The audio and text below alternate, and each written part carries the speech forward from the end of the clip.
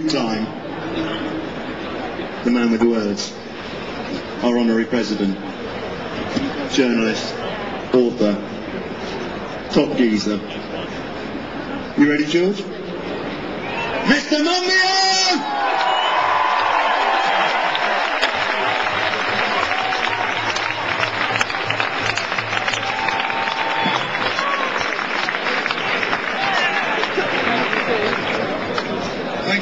Thank you all for coming. The denial of climate change has gone through 4 stages already. I'll start that again because the mic was off. The denial of climate change has gone through 4 stages. At first, these people, sponsored by Exxon and, curiously as we now discover, by the tobacco company Philip Morris, told us that it wasn't taking place. It was a fraud, a scam, cooked up by an anti-business, anti-American conspiracy. Then they admitted that, okay, climate change is happening. But it's a good thing, not a bad thing.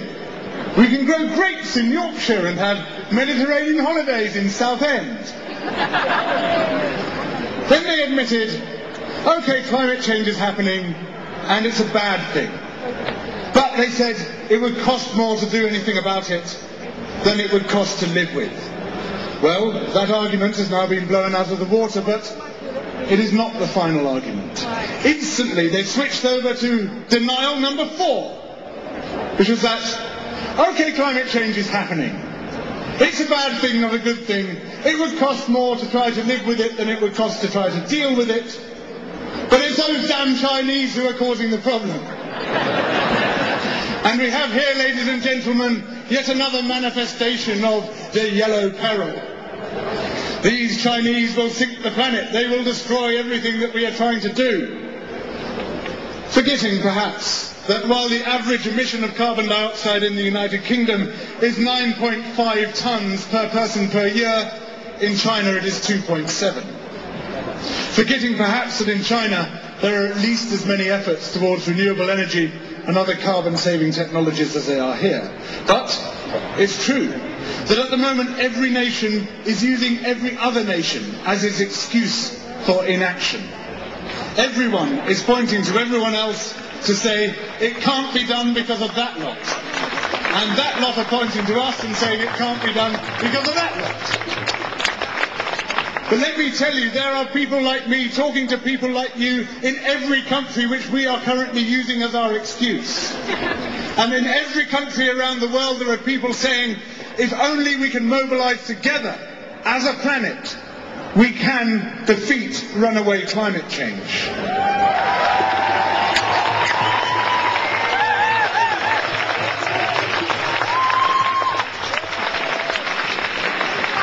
But the deniers of climate change are not finished yet.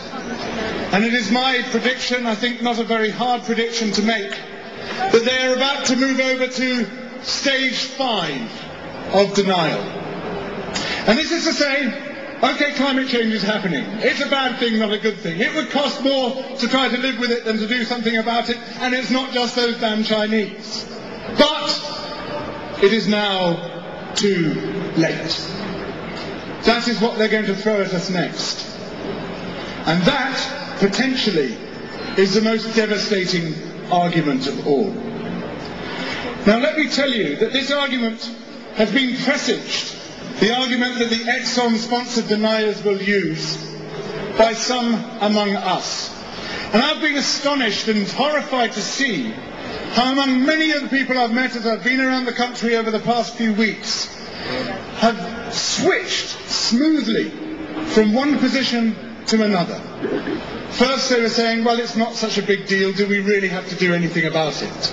And without any transitional stage in between, they've gone over to saying, it's too late, we can't do anything about it. And in both cases we see a complete abnegation of the moral responsibility to take action to prevent runaway climate change.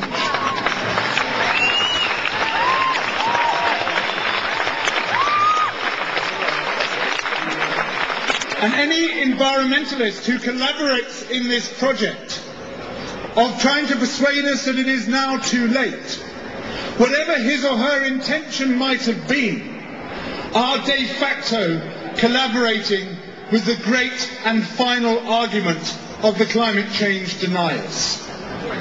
Our task is to demonstrate that it is not too late. Now, I believe that I've shown through technological and economic measures how this extraordinary target, this necessary target of a 90% cut by 2030 can be achieved. But I have not demonstrated how it could be done politically. And the reason that I have not done so is because it's not up to me to demonstrate that. It is up to you.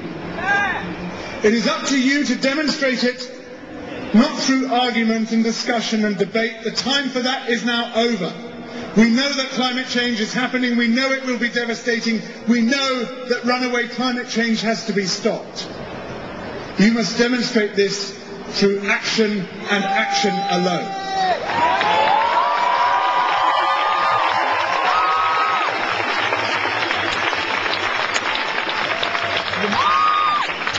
The moral responsibility of everyone who is standing here now is to show that it is not too late by forcing those who govern us to take the action which will ensure that it is not too late.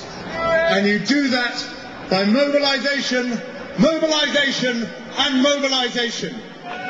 It starts today, but it does not end today. It carries on every day of this year, every day of next year, every day of the next 24 years, between now and 2030, until we have achieved that 90% cut and introduced a high chance of preventing runaway climate change.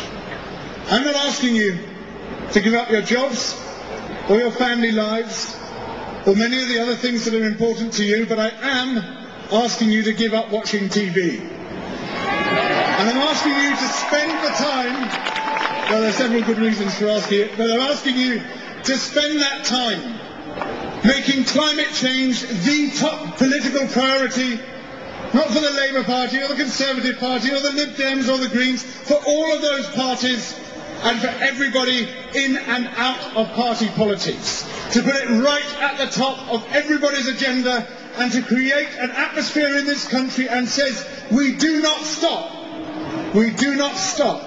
until that 90% cut has been achieved. And anyone who stands in the way of that cut stands in the way of the last great hope for humanity. That last great hope, ladies and gentlemen, is standing in front of me. Thank you very much.